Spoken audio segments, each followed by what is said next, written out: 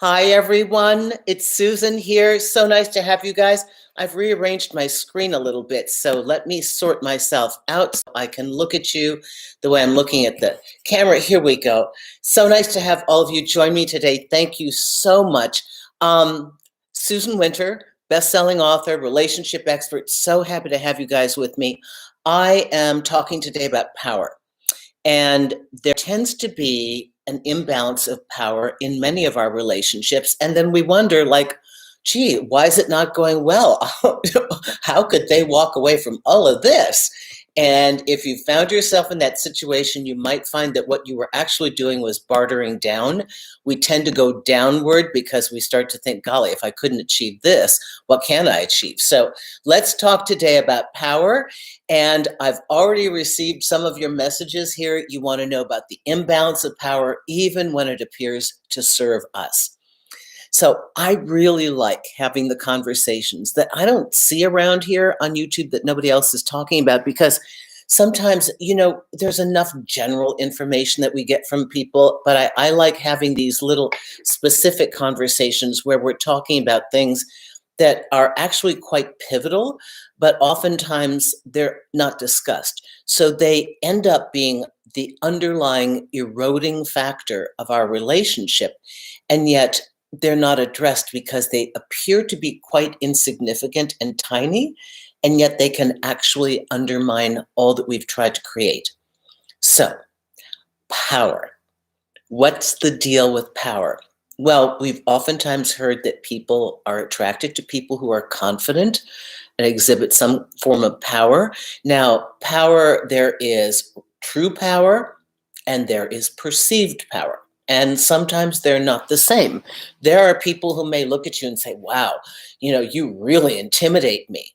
And ladies, I know you've heard this one, right? And you're thinking, I'm so nice. Why do you feel intimidated by me? I mean, like, I'm open, I'm nice, I talk to you, I'm not a snob.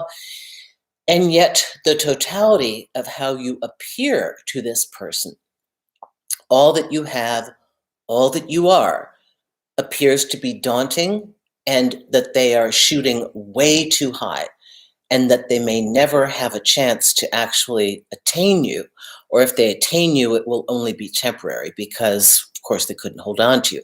So embedded within the power disparity is aiming too high or aiming too low. Now, aiming too high is already automatically uncomfortable, but some people find it challenging. So, we see cases like this in Hollywood. You'll see the guy who's 5'2" and he's got this 6 foot tall blonde because he's like, hey, I'm man enough. I can get this. I believe in myself. She's like, I love you, baby. So it works out. But there is a downside to a power imbalance. And this is what we're going to talk about today, how that starts to carve away at the foundation of your relationship. So let's talk about the many forms of power, because you might not consider all the different forms that there are out here. You guys, I see you writing in here. Love this, and I love that you're talking to each other.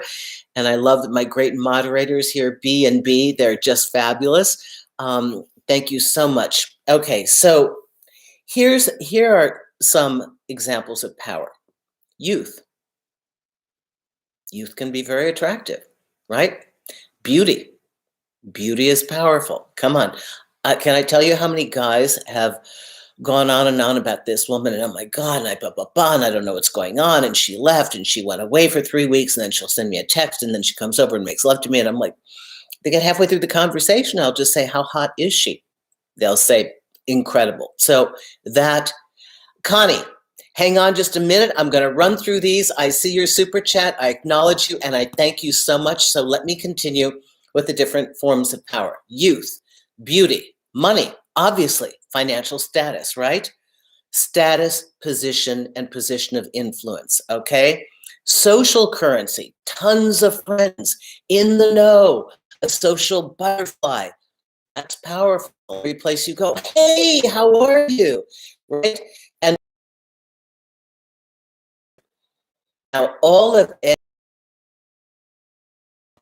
all these things can form a power in the beginning are on this topic because I your questions. And then, the format is the second half of the show. I open it up to anybody who has any questions, breaks, whatever. Connie says, hi, Susan. It was such a pleasure meeting you Tuesday. Yes, thank you so much. That was just a shout out from a wonderful client. Thank you, thank you, thank you so much. So many times you guys are not the ones with the problems. You are swimming in a pool of people that are spastic, that are like getting in your way and slapping you around, and you think there's something wrong with you. And when I listen to the people that I'm working with, they are so on point. I had a fellow call me the other day. He was so amazing. He had done everything right, and he was attending to a problem proactively. Like, I can see this is going to be a problem a month or two from now. I mean, I felt badly taking the money, just saying, yeah, you're right. You did it right. Because it's like, you guys are so smart. So we have the answers inside us. This is just a little bit of tweaking because we have to understand that the world in which you are entering, dating and relationships, is incredibly confusing. Not because you're confused, because they're confused. And I did a video about confused. Of course, you should be, because they're all confused. So we try to gain clarity here, and we try and talk about the things that are important. So I want to talk about when you are in a power imbalanced relationship. Now, oftentimes people think an older woman and a younger man, or an older man and a younger woman, is an automatic power imbalance. And they are mostly right. But the power is distributed in different areas. The older man may be incredibly successful because he's had another 25 years to run at his career, and he may have all sorts of social and status and financial perks. And the young gal may be equipped with fun and frivolity and curiosity and a great personality and youth and beauty. It's a trade-off. So youth and beauty for power and status has been an age-old trade-off. And that's my equation from older women, younger men. I wrote about that. But it's just that has been the barter system. So in every relationship you have, don't worry if you're watching this and you're like, oh my goodness, but Hal and I have some power in inequity. Yeah, you will. And oftentimes now that women are working, you may well be financially outpacing your partner. You may have gone to far better schools than your partner. You may have great social mobility and be of a family that is recognized in your community. So all these things contribute to how your partner feels about themselves in relationship to you. Now, you would think having these chips on the table is a plus, right? Look at all that I have to offer. It can also become a negative. And that's why we're having this discussion, because many people, and myself included, have dated down, or I should say, dated somebody with very few chips on the table, because you can, because you want to, because that's the person you resonate with. But in an age disparity relationship, what am I expecting? A 25-year-old guy to have what I have, and I'm at like 45 at that time, or I'm 53 and he's 32? Of course he doesn't. He can't possibly, but he's got all the compensation in other areas: intellectual, creative, physical, everything else, right? So you will always have a sense of disparity to some degree. However, it only becomes a problem because the person who feels that they have far fewer chips on the table may indeed feel that they are there conditionally at the whim of the other person with power. And in order to get their own sense of control, they may need to individuate and start to poke holes in the one with the power.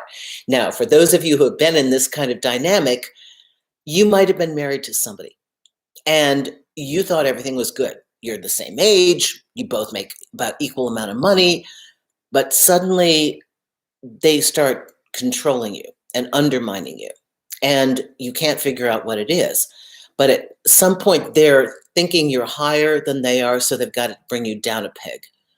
I have watched over the course of my life couples that I know where the man will start to resent the woman because she's the one with all the money, or she has the better position, or the better family, or she has the homes, and he's lucky enough just to live there. And an income earner in his own right, but not to the same degree. And I have watched how they pick and like that. And whether it's infidelity or creating insecurity in their partner, that body image or something, height, I don't know, clothing, people will seek security. And here's the false premise. If you're the one with all the chips, you may think, wow, I'm secure. How could they not want me? I mean, even if they didn't want me, how are you going to leave all this? But herein lies the rub, because nobody wants to feel indebted or that they don't have. And if by being with you, and again, this may be only in their head, perceived in their mind, that you have all the control. The natural response for another human is to revolt. Now, they may do it subtly, they may be passive aggressive, or they may seek to find their own turf. If they are a great communicator, they may say what my one-time boyfriend said to me is he said, Susan, I need a category. Give me a category. So I think you've heard this. His name was Regis. Oh my God, he was wonderful. And it's when I'd first moved out of New York, and there was a 16-year age difference.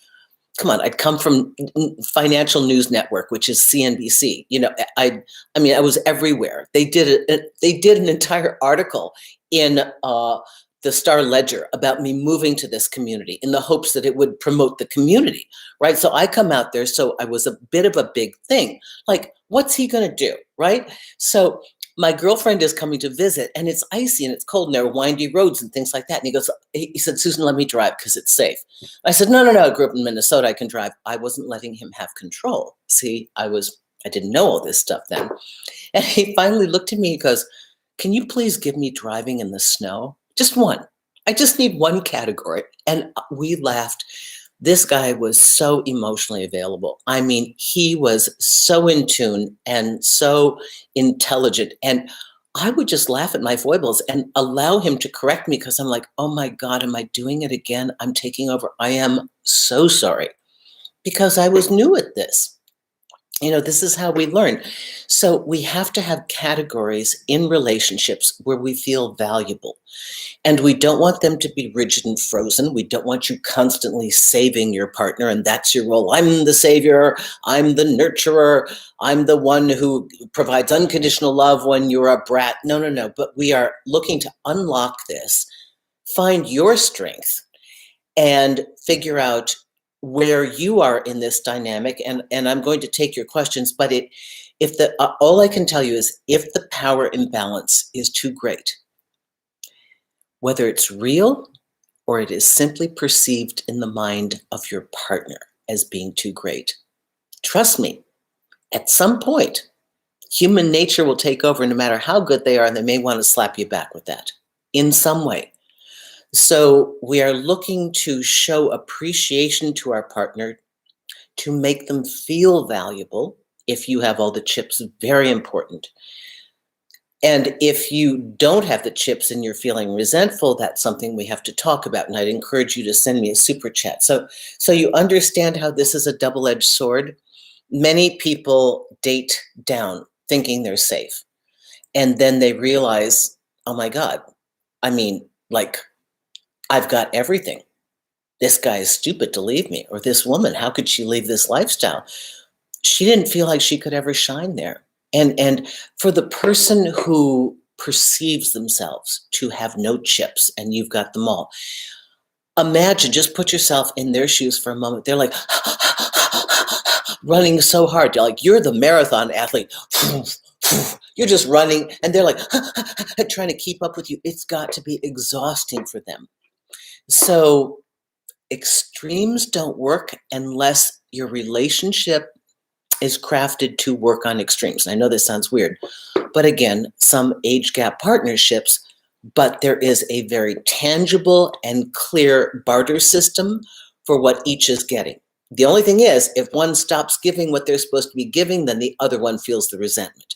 So this is a little complicated, but not really. We're just going to look at where the disconnect lies. Okay, please explain the power situation of younger man, 30 years, and older woman, 45 years. Many thanks. Okay, so L LNG. Okay, obviously, you got more chips than he does. You've had 15 years, right? That's okay. But how is it processed in the relationship? If you have greater financial security, whether you're a 22-year-old heiress and he's a 50-year-old serial entrepreneur, you've got more chips, right? So, but oftentimes in age gap relationships, the person who is the senior has simply had more time to accrue wealth.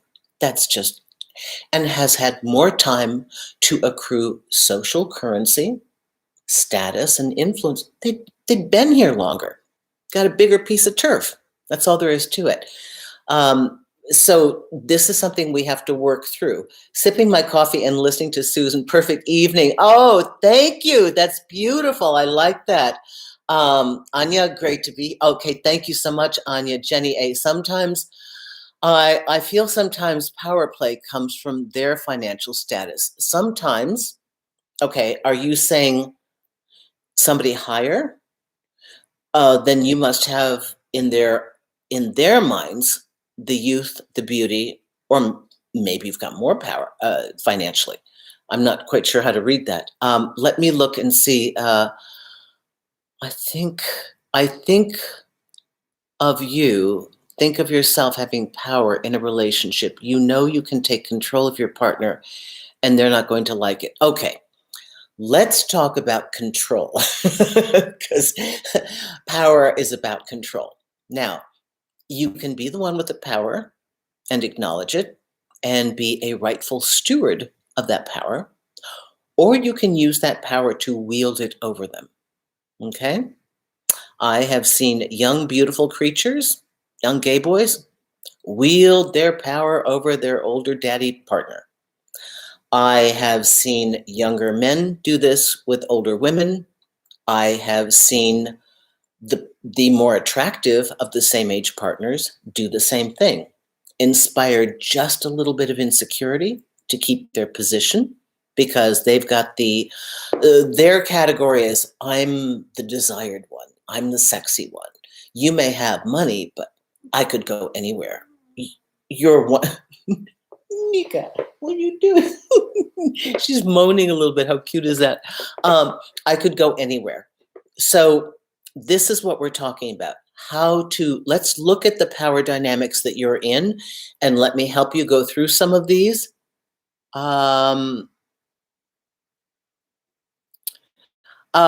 Okay, thank you so much, Susan. Listening to you is like therapy. I've been discouraged in dating. I'm 29 years old, and every time I get into a relationship, men are intimidated by me. Okay, guys, bear with me, because we just hear this all the time from women.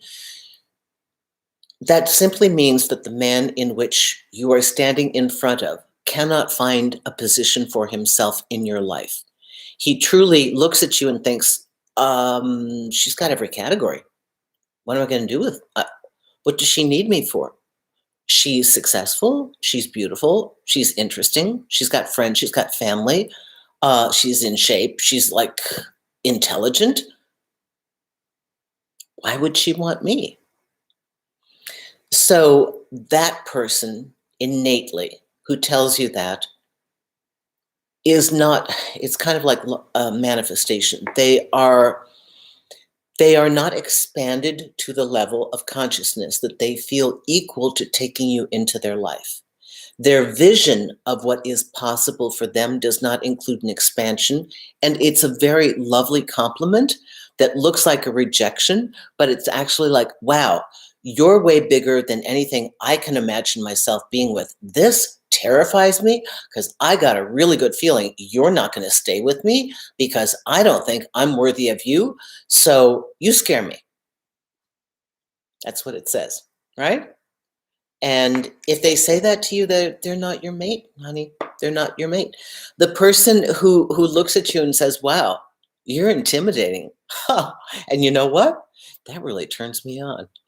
That's going to be more of the partner that you're looking for. Just left the man today for sure. I'm not in a relationship, but I'm always welcome to learning. Isn't that wonderful, Justin? Thank you so much for that. I'm going to try and see if I can make this bigger, you guys. My eyes are so bad from all these years of working on camera and reading these things. Susan, do you think one partner being too much of a giver leads to a power imbalance in the relationship? Elif Noor. I nearly did this show today on overgiving, and I might do it next week. It's a really big thing. It is similar, but different. But all I can tell you is if you are always the giver, you are in a locked category. That means you can't ever be open to receiving. I have been the giver for, I was going to say for centuries. It feels like it. It feels like centuries. For decades, for most of my life, I've been the giver. And that's fun, except it could get so concrete that you're unable to receive because your partner becomes very accustomed to, no, I just go to them for help. They don't come to me. That's not my job. So overgiving in a relationship means you are out of balance. I would say before you know whether you have a problem in the relationship or not, readjust yourself, go back into the relationship or enter with that new frame of mind that I'm going to allow you to assist me. I'm going to ask for your help. Very hard. Do you know how hard it is for me to ask for help? Ask for recognition? Like I'm new on Clubhouse now, this iPhone app. I'll be in a room where I'm actually followed by the people above me. I'll see Patty Stanger right above me. I don't raise my hand. Everybody else is like, oh, I want to get to the stage. I'm sitting right there like, like that. Really, really hard for me. Really hard for me. And yet we chat on Twitter. So it's like, it is something for which we have to challenge ourselves. If you are the one with the power and you are holding on to it desperately because you feel secure with somebody that doesn't have power, beware. If they don't start to feel empowered in some way other than the passive aggressive kind that makes you insecure, they are going to want to revolt and you will get it anyway. So they have to feel like they have a category that justifies their being there. This is a real problem with a lot of relationships as women continue to make significant money in the world because men are starting to lose their idea of what do you need me for? Now, if they have a family, of course, that's a little bit more clearly defined.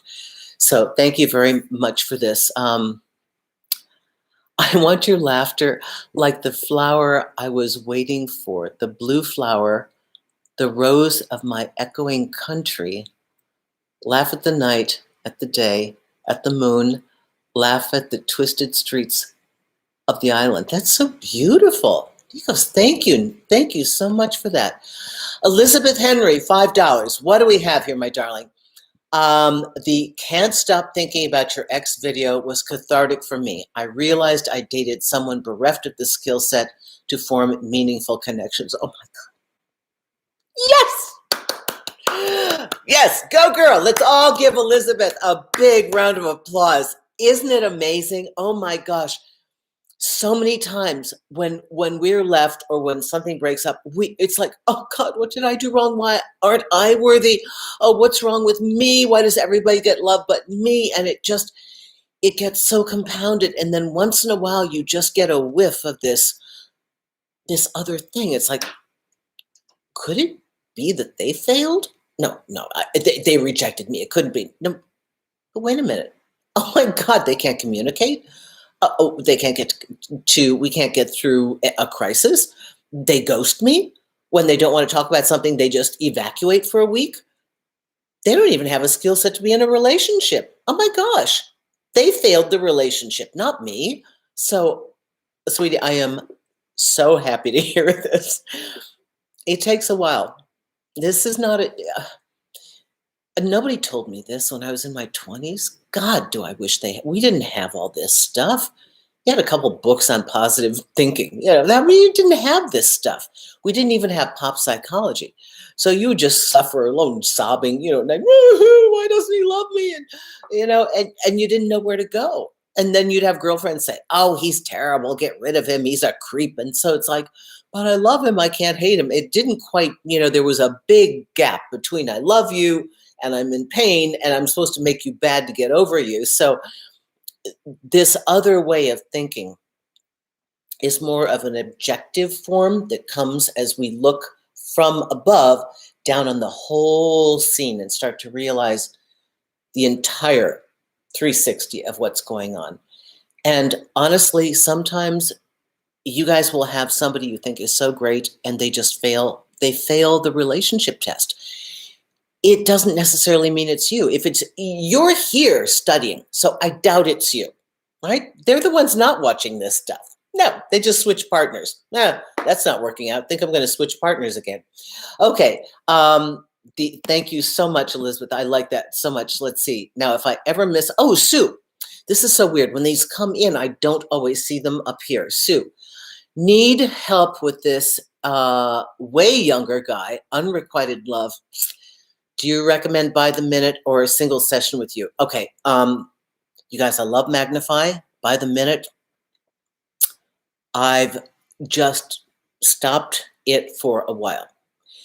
And if you're listening to this recording, it's the beginning of March in 2020 and 2021. And the reason I'm saying this is that I love these people and I love Magnify, but as they have converted to the laptop system for corporations, this phone app and the connectivity has been impossible. So until they do the more recent upgrades, if you want to work with me, please do an individual session. It's 45 minutes. I would love to be able to answer you in a couple minutes, but I do not have that technology with me right now. I will not abandon them. I'm going to stay until I know they're to the very last minute because they have been so good to me and they are so novel in this. But let's face it, they need to make money on corporations. Susan does well, but she's not going to keep them alive. So yeah, do the individual. By the way, it's susanwinter.net. Those of you who want to know about that, okay? Amanda, overgiving. Okay, now we know what we're going to do for next week. Got it. There we go.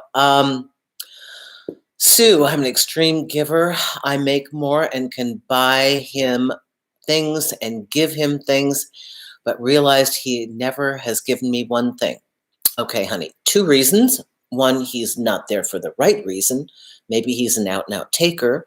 Or 2, which we have to investigate first if you're still in the relationship, am I blockading him from being giving because I'm the one who's so insistent upon giving?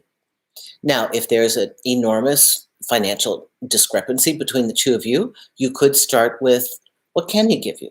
Can he make you a cup of coffee? Would he be willing to go into the kitchen and get you some tea? Would he be willing to take you outside for a coffee? Have a little snack? Does he pay for, if we are completely open here. I'm recording this now in the Southwest. Venues are open, everything's open. I know this is during COVID, so some countries are completely locked down. Did he take you to the movie? I mean, what are tickets? In New York, they're like $25, but in most cities, they're not. So can he give in other ways? Because if you stay chronically the giver, oh my God, are you going to get pissed off and tired? And he will learn to continue to take until he no longer, believe this, respects you. Isn't that a bitch? He doesn't respect. You would think that the person who is lucky enough to receive would be grateful. But what actually happens is they turn resentful. And so this is an interesting observation. I think at the heart of most of us that are not out and out manipulators in a relationship, we want to feel that we are with that person of our own volition and that we are there for the right reasons. Similar to the fact that people like to be good. People get a good feeling out of doing nice things for people. Humans are just built that way. Unless you're a sociopath, they're really, truly built that way. So I think people begin to feel guilty. Then they begin to feel obligated. Then they begin to feel resentful. if you are the one with all the chips who always gives and they have no contribution? Now they're mad and they're going to take it out on you. So that's a very good point. Okay. $10. Sammy, hi. We were chatting earlier on Instagram. Hi, hon. What to do when your partner has a strong emotional connection with his female best friend? Oh man, that makes me nervous. I know it happens, especially in millennials, it happens. Okay. What to do when you feel excluded from their friendship? I felt disrespected and left out. I'm still upset. Okay. Couple questions here. Sammy, how long is your relationship? 2, are you in a committed relationship? 3, are you committed to the outside world so that you're in a partnership, you're clearly the girlfriend? 4, is she territorializing him? My girlfriend's going through this right now. The guy that she's with is much younger and has a best girlfriend. Now, my girlfriend is not jealous by nature, but she is very much attuned to territorialism. And this lady, they were all out drinking, and my girlfriend's pretty cool to even be with her. I'm not even sure that I'd be that comfortable with it, but they were all out, and she's made a concerted effort to include this lady and be friendly toward her as they go out, because it was his best friend until she became the girlfriend. Oh, and they were lovers in the past, okay? But they're all drinking, and the girl, who's the friend, decides to put her legs up on the guy's lap. And my friend just looks at her boyfriend. He immediately puts her legs down, says, no. She was so proud of him. We have to give him major, applause for that, because it was tough. So that other girl, the friend, whether she was conscious of it or not, was actually testing who has more rights here. And it's a domination. It's an animal thing. It's why the doggies come and piss on the bushes out here, all the boy doggies, because they love little Nika and they want to be the one whose scent is here. And so this is a conversation, and it's going to be really tricky because this is his best friend. And the best friend will probably tell him, girlfriends come and go, but I'm your friend forever. So they have crossed a line with territory. At some point, the girl is moving in on your turf to show dominance. I bet you money, if I were there, I'd be watching this. It's like if 2 people called to you at the same time, called to your guy. If she called him and you called him at the same time, who would he go to? And she wants to be the one that he goes to. I don't know. So I'd love to talk to you in more detail. You can only tell your partner that be very specific about the exact nature of what things irritate you, because some of what they do is just what they do, and they've decided to remain friends. And as long as it's in right order, it's okay. And sometimes friends go out with other friends and they have their private time laughing together. However, if in any way you feel diminished or purposefully excluded, where you could have been invited but you weren't, where it was a group situation, but they went as friends and didn't invite you, then that's a definite no-no. You tell your partner that I want to feel close to you. I realize this person is a part of your life, but I felt excluded because, and then you list for the man mind very clearly, because you did this, and it happened like this, and everybody else brought their partner. I was the only partner who was excluded, and this makes me uncomfortable. And it makes me really wonder if you care for me, or if I care to be here with you. Okay? So thank you. That's a brilliant question, and that can be very tricky turf. So thank you, Sammy. Appreciate that. Let's see. I caught something else here. Sue, I know there's another one. I just saw it, guys. Okay. Hang on, everybody.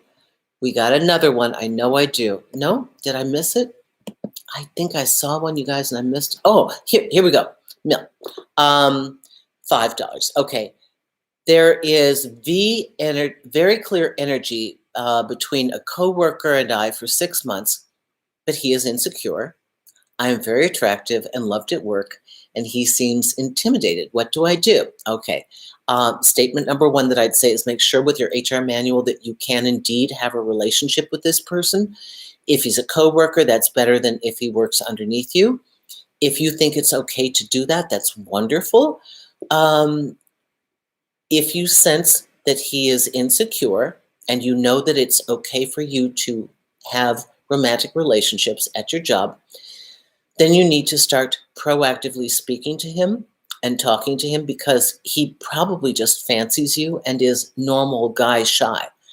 It's we put a lot of burden on men to historically have to make the first move, and when they see somebody beautiful, I mean, they get scared and they're like, oh my God, what would she want with me? And you sense that he likes you. So I would make it easy for him to connect with you.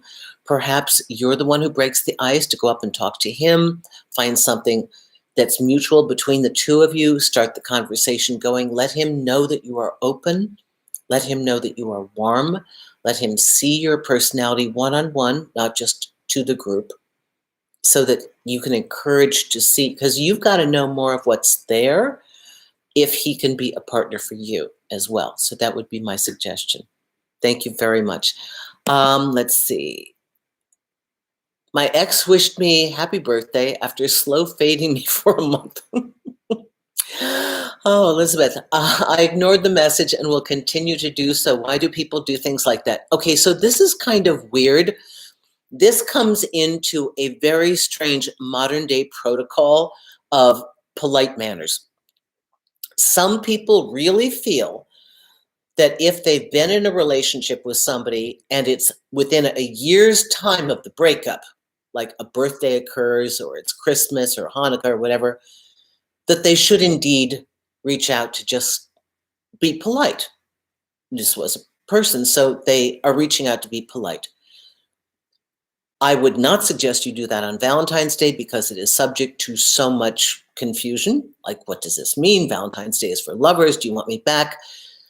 And what it does, but on the other side, what it does is it puts the person into a tailspin, because when they reach out, they should be, if they do not want you in a relationship, they should be qualifying their reason for reaching out as, we spent 2 years together.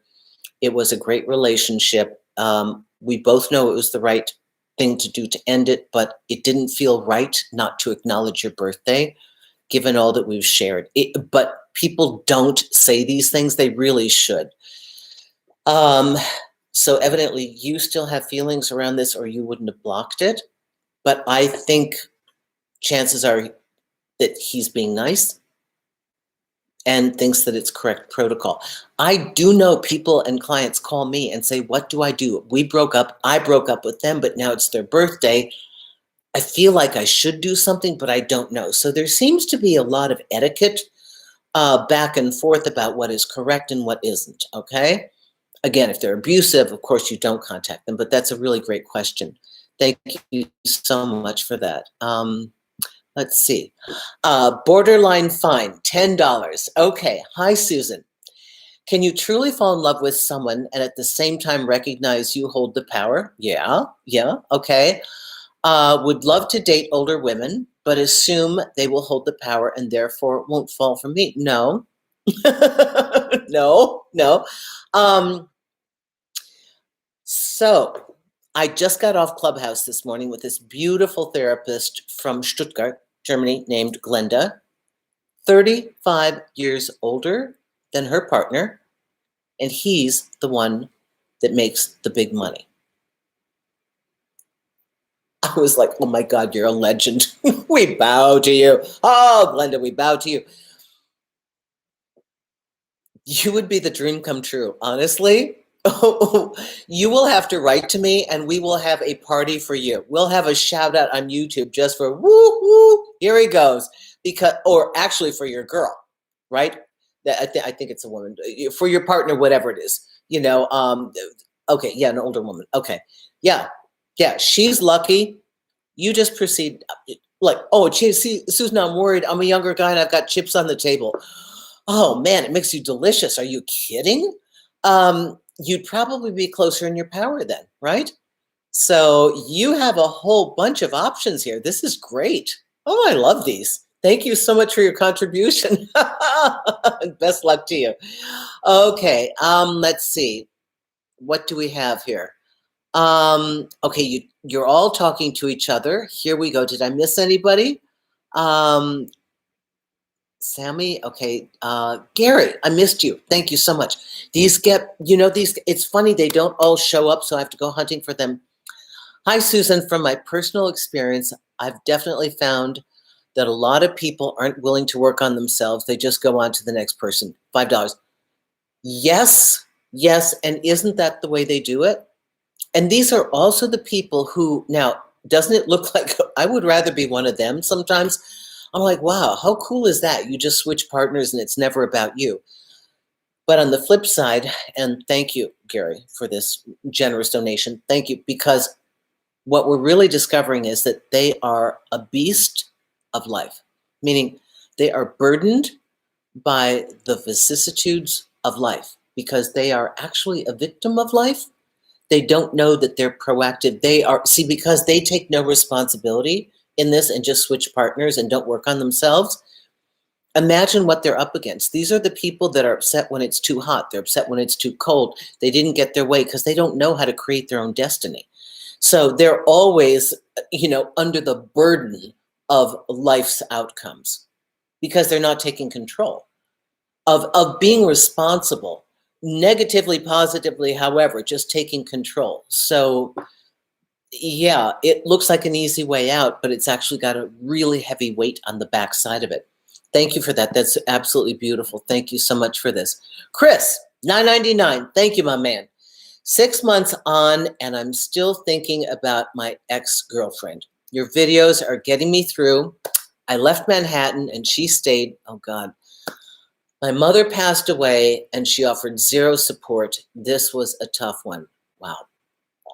Chris, I am so sorry. So she really failed the girlfriend test. Just to put it in perspective of the other person who wrote, she failed the test of being a she failed the human being test as well, right? I mean, this would have been a case where even if you broke up, I was thinking birthdays, but a dead mother, if you've ever felt like you needed to reach out and break the rules of I don't talk to my ex or whatever, that would have been a perfect time. So here's what we do with that to take away the sting. We've got to find the blessing. I know you're going, oh, Susan, there's no blessing in this. Okay, we've got to get to work, roll up your sleeves, get out a notebook, open up your iPad, do whatever you do, write out every single thing that you learned, got a hobby, music, somebody you met, the fact that she made you feel horrible that you weren't achieving as much. So now you just leapt 2 positions at your job. We've got to find the gem or you will always have a loss. And you can't move on if you think you've got a loss. So it's your job to dig through the rubble, dig, dig, dig, dig, dig like a bloodhound until you get that, until you find that thing, okay? One thing is you dodged a bullet. You had somebody that you loved who turned out to be an uncaring, unloving person and fell off the humanity cart. She went down off that assembly line like that. We all support you. We are here for you. You are in the right community, and let's all just give Chris a kind of an electronic hug here. Okay. Thank you so much for this. I really appreciate this. You're going to be fine, my man. See, Gary. Okay. Saimi Young. Okay, $5. Hello, Susan.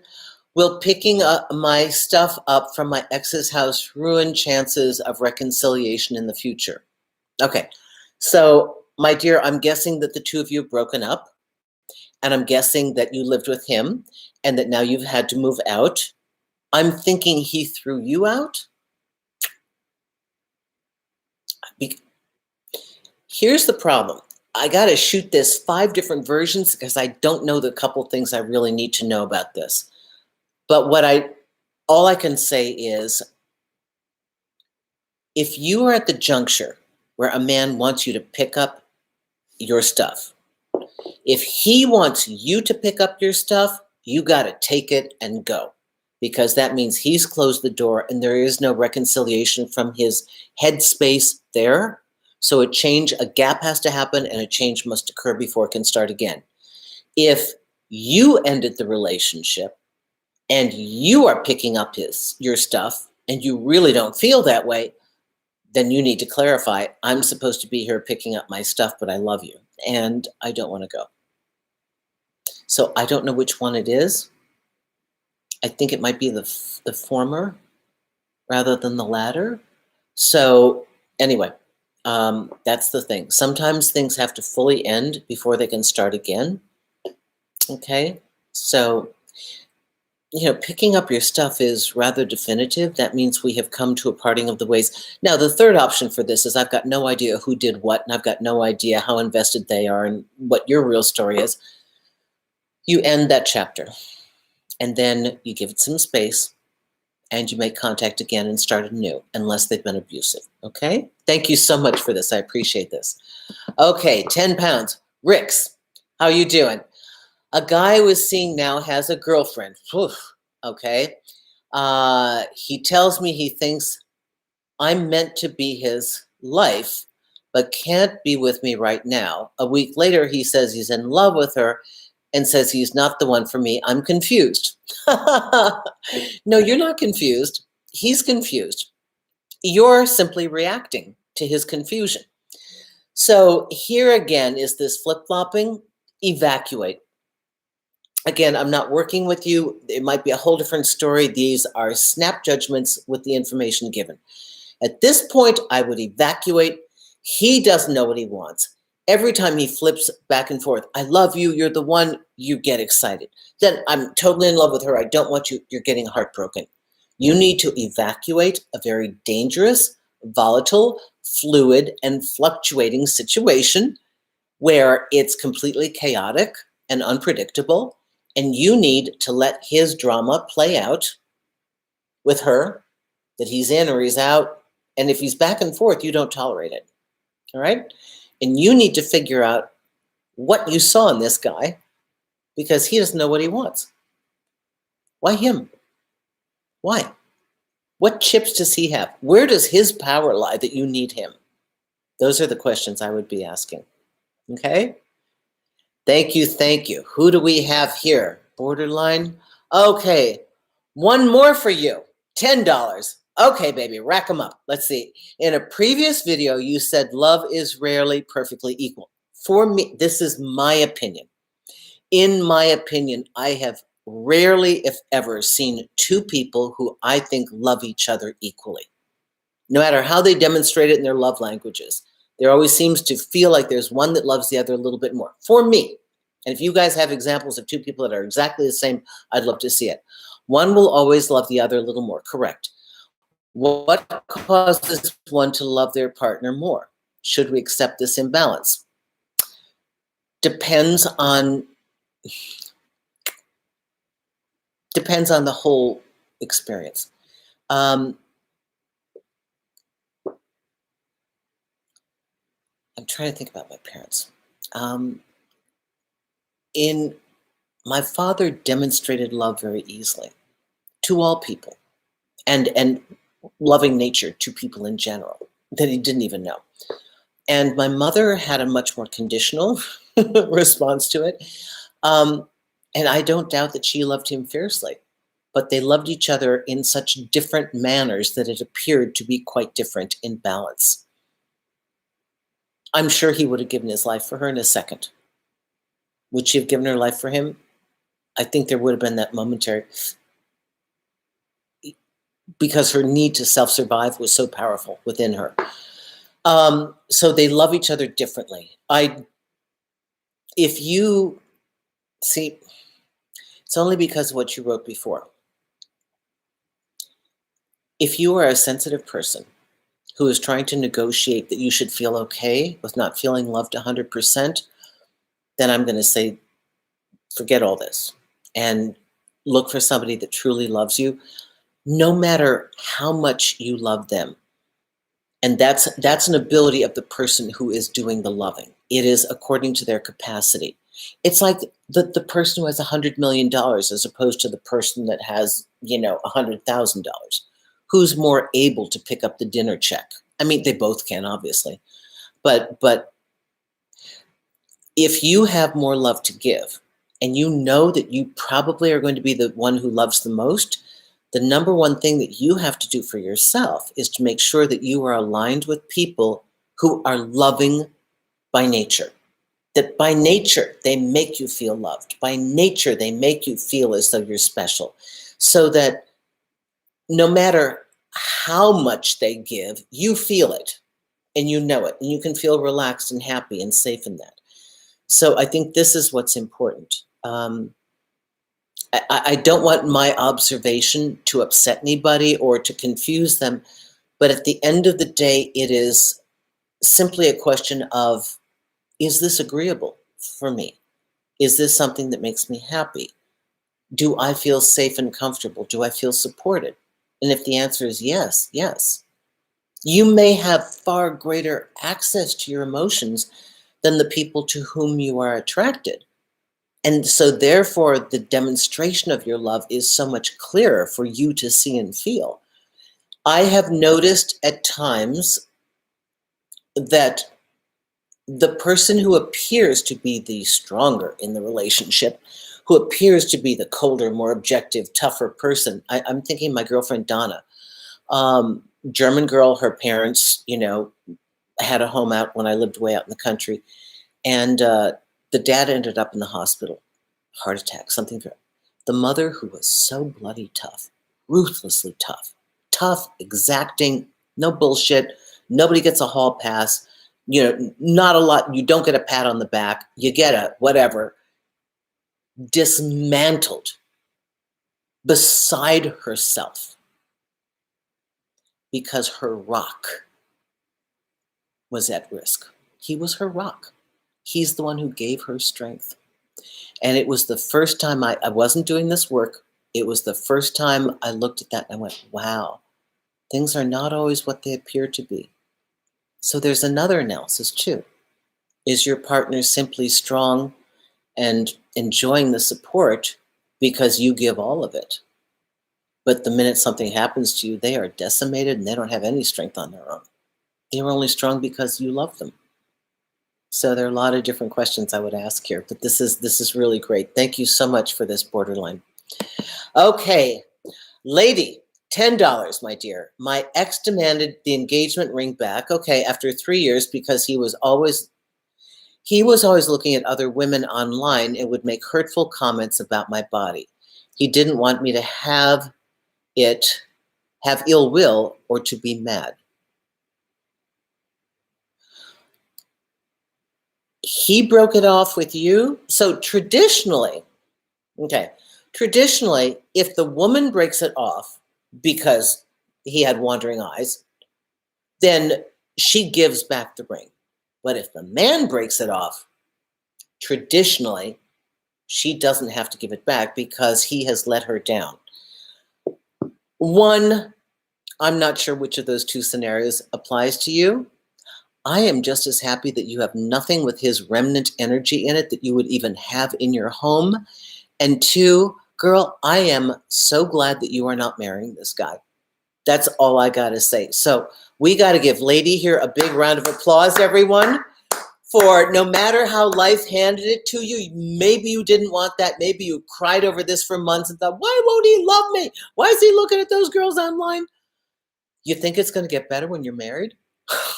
Can we tell her the truth? Come on, ladies. When you get married or when you live with somebody and they feel they've got you, that's when they stop working. That's when most couples stop, and that's when it's so much effort to keep it going. So if he was comfortable doing this pre-marriage, oh my goodness, it's not going to get any better afterwards. So girl, let's see. Okay, what do we have? So I did you, my darling, this. Tyler, $20. Was in a new relationship in person 2019, then became long distance USA, Germany. He became hot and cold, visited him once, and he wanted to stay together, spoke to me every day, but he changed, confused, broke up. I now feel faulty. Tyler, 2020 was a horrible year. And if you couldn't even visit each other if you wanted to, why do you feel faulty? You know, everyone, can I tell you the reality? Most relationships aren't going to make it. There's a huge fall off. I mean, people get married and get into committed partnerships every single day in this world. It happens, and love happens, and it happens big time. But for every love that happens, there are probably a good 10, 15, or 20 that don't. Maybe 10,000, 15,000 that don't. So you got in it. It didn't work out. The distance didn't help. I don't think you two were that close to begin with. I think in a year relationship in person. Okay, your relationship didn't stand the test of time or separation. A lot of people are in relationships and they work when everything is good. But when there's a challenge, and a big one, like distance, they chose what was more comfortable. So whether you know it or not, the underlying disposition of this person has been revealed. They will do what's good for them, which may not be good for the relationship. So again, I'd rather you discover this now than when you're married and you had to be like deployed or you had to be away for 6 months for a contract. So they've just showed you that the love didn't make it through the separation. Okay? So we have to honor what was. We have to let go of what didn't work and be okay, with our participation in it. Okay, I did this. I have a feeling I lost something in here along the way. Sammy, I did this. Clear energy, I did this. Borderline. Okay, bear with me, guys. There's lots of this stuff. I got to see that I haven't missed anybody. Now, listen, if I, for some reason or other, missed you before I totally close out this room, it takes a couple minutes after I close the door here. After I close the room, it takes a couple minutes, and what I do is I scour all of this. To make sure I haven't missed any of your messages. Okay?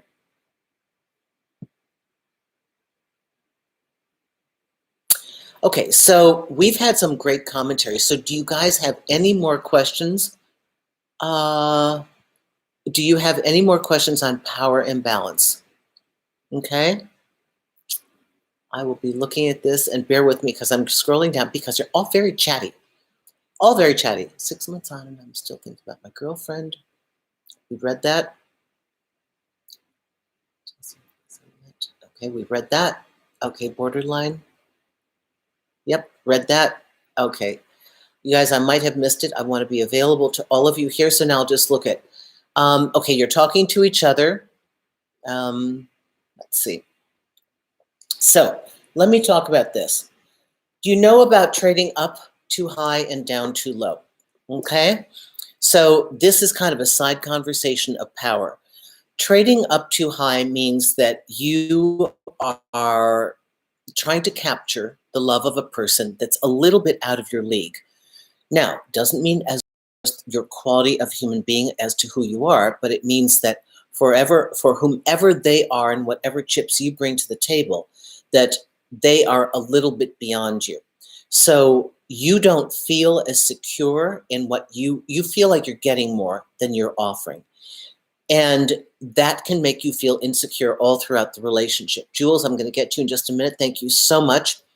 And trading down too low is oftentimes what we do when we find somebody and we think, oh my God, I've got all the chips, right? I've got power. They can't possibly leave me because look at what I have to offer them. And then at the same time, we realize, oh my goodness, but because of where I am in my perspective, my language, what I need from them, they can't even begin to attend to because this is not even on their dial. They don't even know what these things are.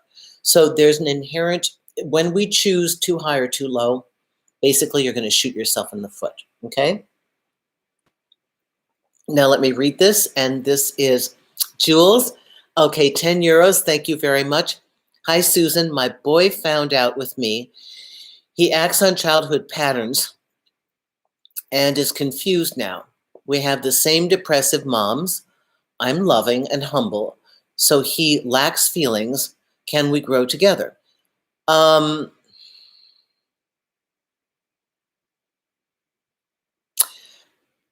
If he is willing to work on his issues with you, yes. We have to be willing to work on our issues, and if you can work on them together. How is your partner? Here's the sign to see if your partner is willing or able to work with you. When an issue comes up, is it addressed through clear communication?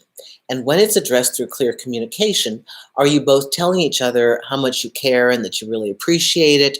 And how do we find a negotiation? Like, I think a possible solution to this problem is to do this. And then your partner goes, no, well, I think it's like that. And you're like, okay, let me think about that. Let's try that.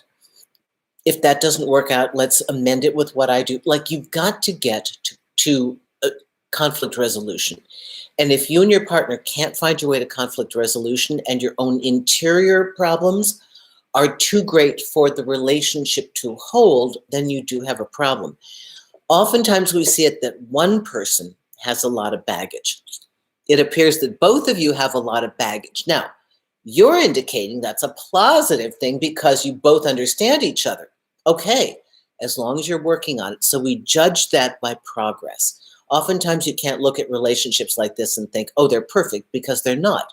So the question is, day in and day out, 1, am I happy? Fairly happy. 2, am I content?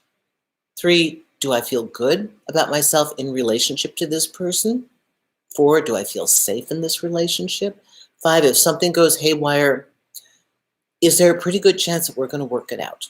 And if you can answer yes to those questions, you are in a positive and constructive relationship. Okay, here we go. Now we got more questions here.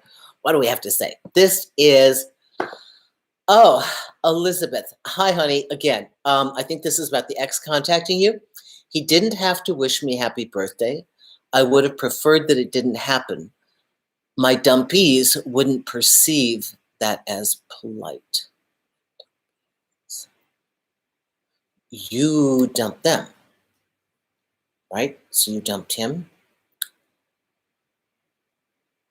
Okay, I'm not quite sure where this is coming from.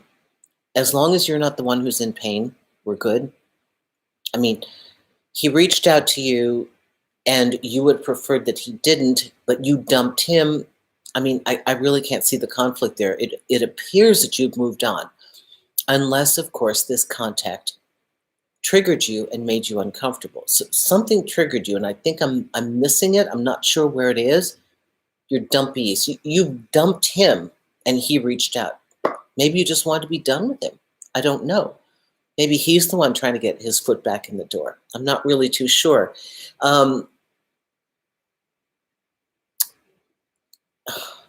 Maybe he just really liked you and he's trying one more time.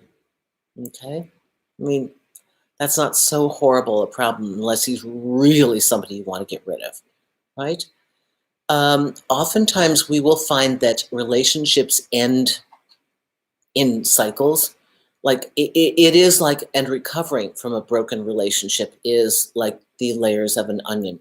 So sometimes it takes people a couple of passes at trying to say goodbye before they can fully say goodbye. And that may be this case, okay? I'm going to answer a couple more, and then I'm going to be done for the day because I have another bit of business right after this. Let me see, guys. So if you have any more super chats. Okay, so, okay. Asayami Yang, $5. Not sure if the context changes things. We were together 4 years. He isn't ready to fix and wanted me to leave my items. I'm picking them up to move forward.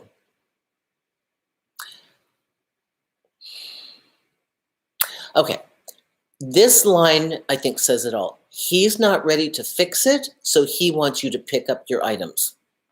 Girl, got no other choice.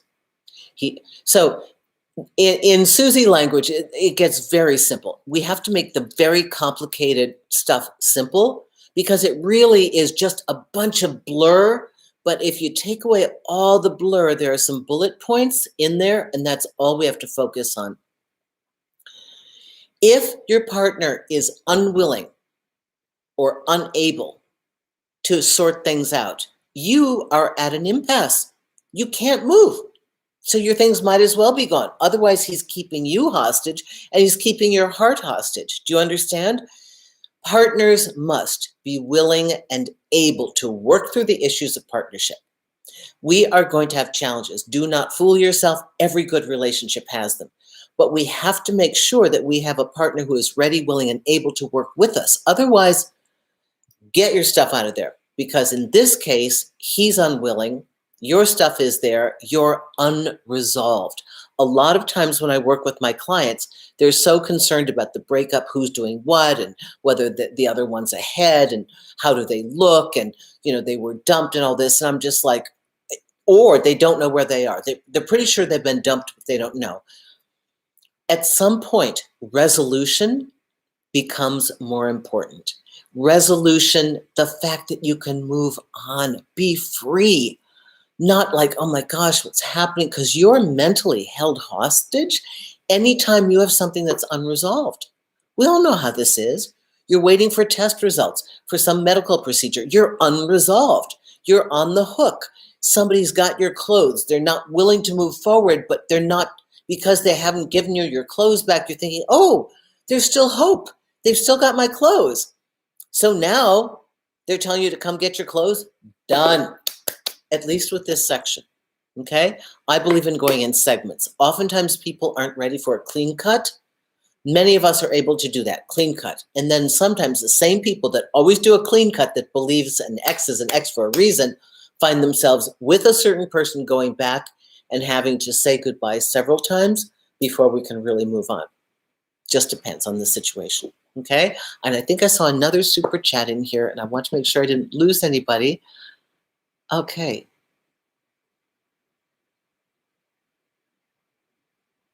You guys are fabulous, fabulous, fabulous.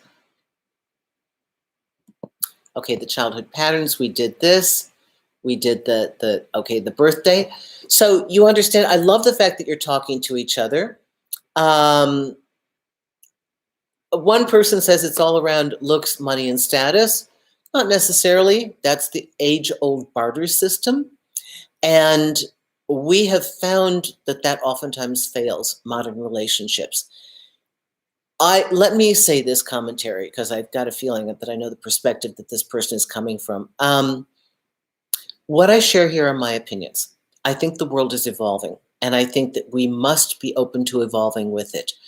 The roles of men and women are evolving. This doesn't mean that anybody is supposed to be less. It just means that we are becoming more complete dimensions of ourselves.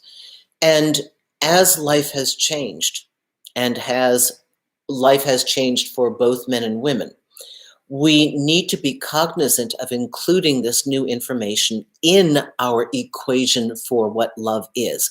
To deny it is to try and force time backwards and repress all the success and the forward movement. In all forward movement, you are going to lose the sweetness of some beautiful things.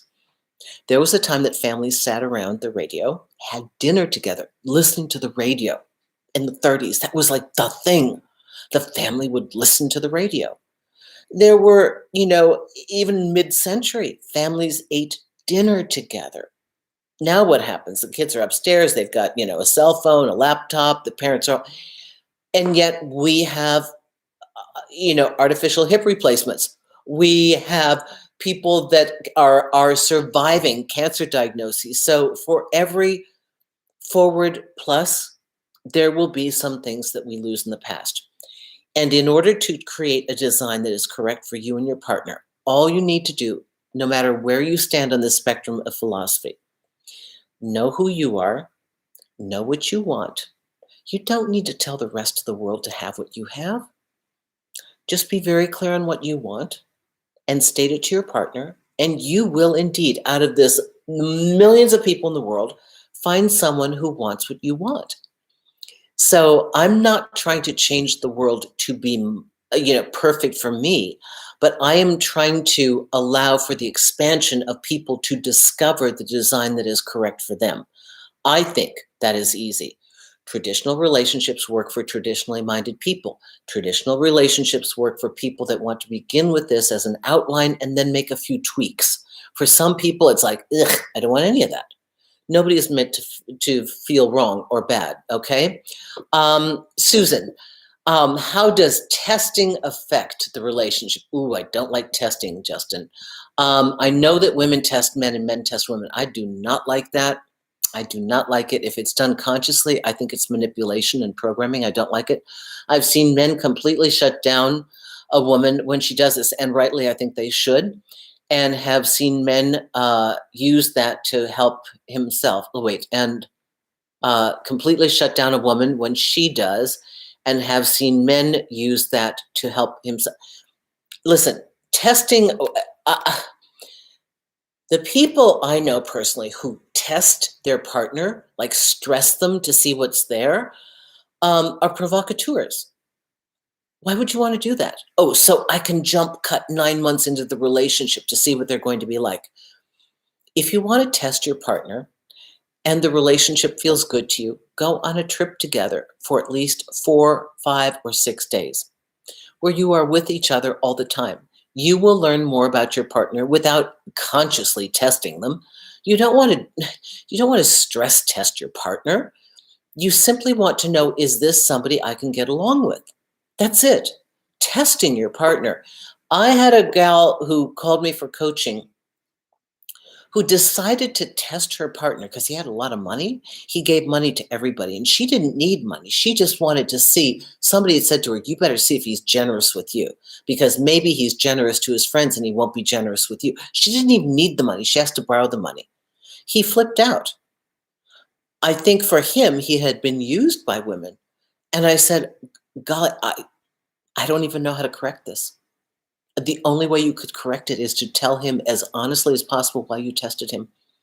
Like, oh my God, I was told to do it by my friends. They said you could be generous to others. I don't know that you'll be generous to me. I'm not that kind of person. For the one time in my life, I listened to my friends. I shouldn't have done it. But he was so irritated that she had done that because he thought he found somebody real. So testing is manipulation. It's a bit of being a provocateur. I would not do it. If you are astute, and you are, everybody who listens to this kind of commentary, come on, guys, I'm very detailed. We do game analysis, right? We do deep little individual tiny branches of human behavior. You don't think you're astute enough to know what's going on? You don't have to test your partner. People who are unobservant, people who don't watch patterns, people who are unaware of human behavior, people who are disconnected from their own emotions, so much so that they can't figure out what would make a person motivated to do what they do, they have to use a test. You guys don't need that. If you ever get lost, do what I do. This is what taught me how to help you guys. I was playing with players, completely ill-equipped. They'd make a move on the game board. I'm panicking. I'm like, oh my God, they've just manipulated me.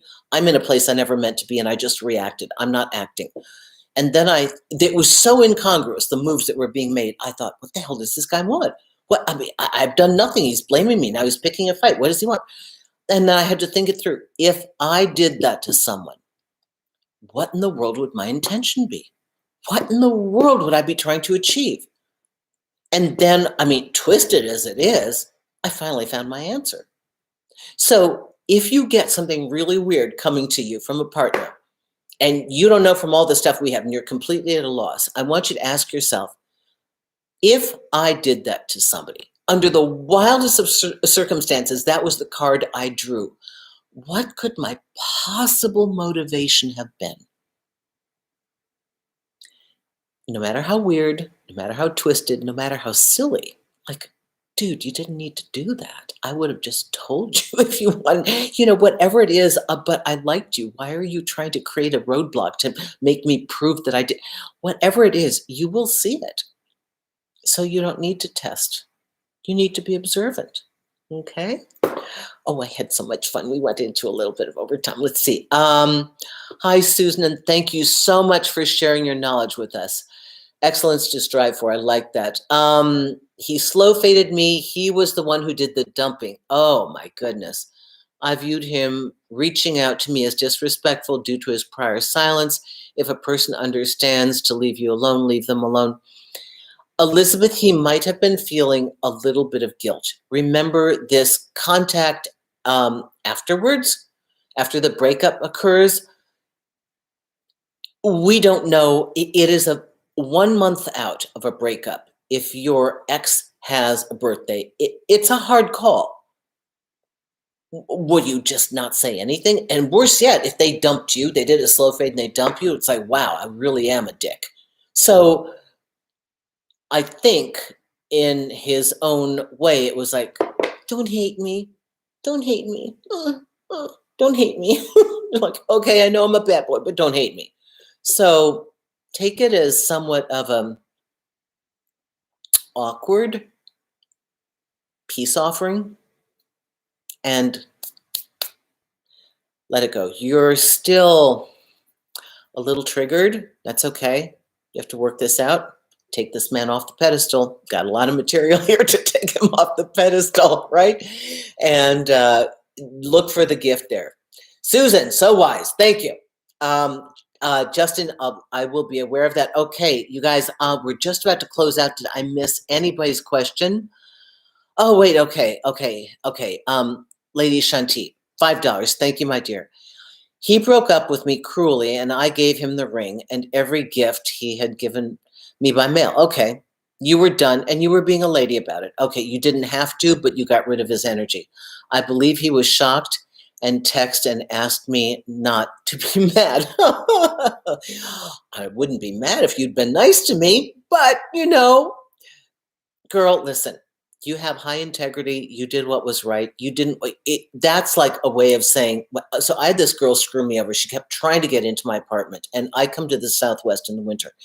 And she was a colleague and a friend, but she's always been like an opportunist. And so she demanded to get into my apartment like 3 or 4 days, like earlier than I wanted her to. And then she demanded I turn on the cable for her. Like cable in New York City is $265 a month, cable and internet.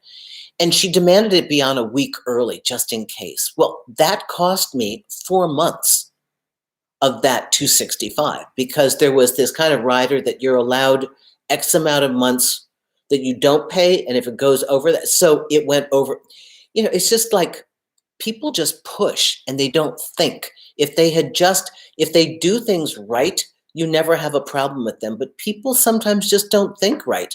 And I know I was going somewhere with this, and where in the world was I going with this? But it's like, oh, and she gave me a little bit of money. And then she tried to make me a landlord and write me off on her taxes. Like I'm a landlord. Like you get me down from the price of it to like maybe $100. And I'm paying thousands. And you throw that to me reluctantly, right? And then you write it off like it's for business while you're shagging your boyfriend. And you tell your accountant that I am a landlord. Do you think I want that kind of tax? Oh, no.